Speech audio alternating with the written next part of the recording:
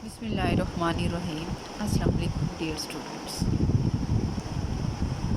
In this video lecture, I am going to discuss with you how to calculate electric field due to infinite line of charge by using Gauss's law.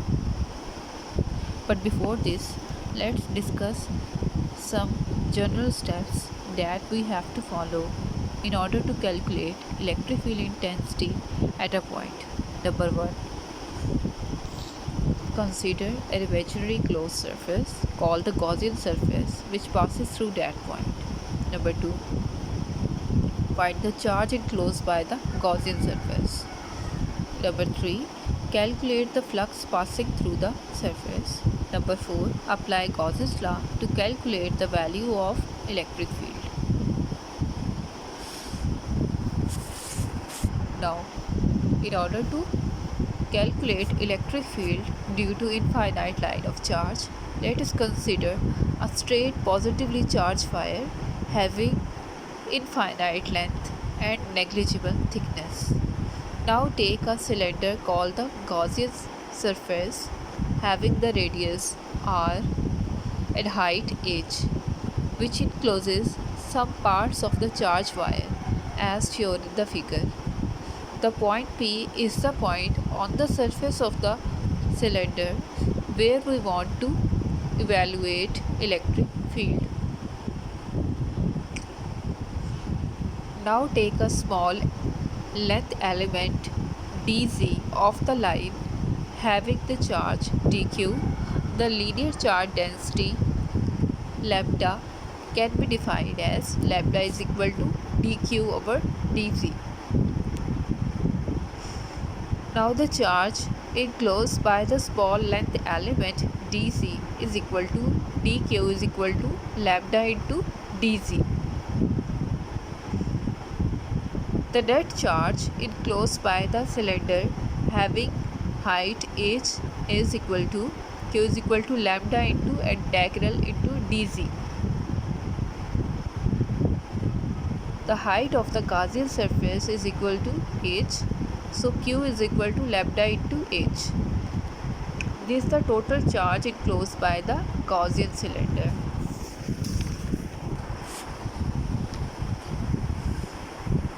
In order to calculate the flux by the Gaussian cylinder, we discuss the symmetry of the cylinder. The cylinder has its three surfaces: the top circular surface, bottom circular surface, and curved surface. In order to calculate the flux through the top surface, we have to discuss the angle between electric field intensity at the normal vector, that is at the normal to the area element.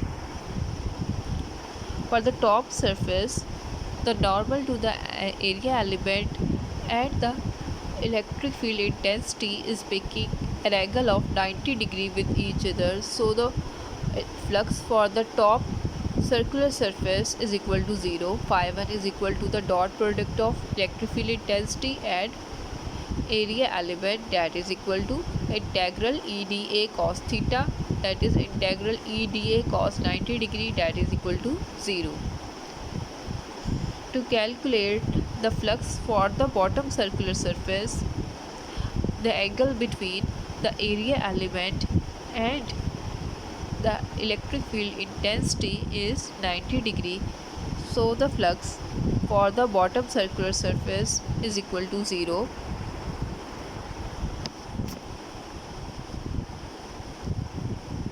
To calculate electric flux for the curved surface, the angle between area element for the curved surface and electric field intensity is equal to 0, as electric lines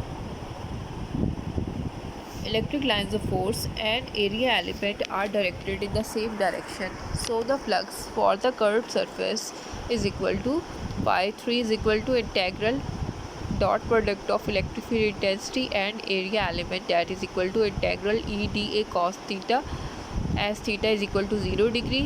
Integral EDA cos is equal to 0, that is equal to integral EDA, where E is into integral dA, that is the area of the cylinder. The area of the cylinder is equal to 2 pi r h, that is phi 3 is equal to E into 2 pi r h, that is the flux through the curved surface.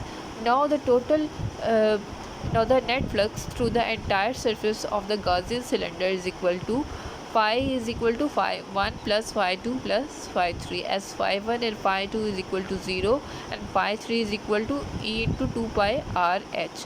So the total flux is equal to E into 2 pi r h. According to general steps, our fourth step is to put the value of charge and electric flux in Gauss's law.